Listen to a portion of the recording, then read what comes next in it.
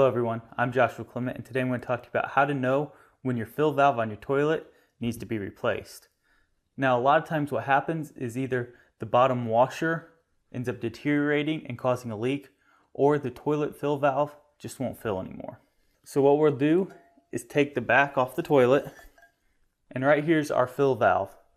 Now what happens over time is all the water that runs through the fill valve actually has a buildup in there inside the fill valve and will actually close the line coming in to where your water will actually slowly start coming into your toilet rather than having a nice steady stream. The other thing is down at the base of this fill valve there is a washer or a gasket that will deteriorate, and you'll end up getting water coming through the back side of your toilet and leaking down, usually around your fill line. Another thing that might happen is this float valve here that's located on your fill valve will seize up with a calcium buildup inside here, so it won't pop up when the water's filled, and then it won't go down when it's actually all the way filled.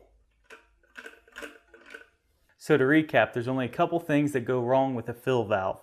One is it shutting the water on and off properly. You want to make sure that the float valve is actually moving correctly. Another is it leaking out the bottom of your tank.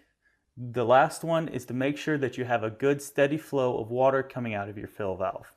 Thank you all for watching, and good luck with this project.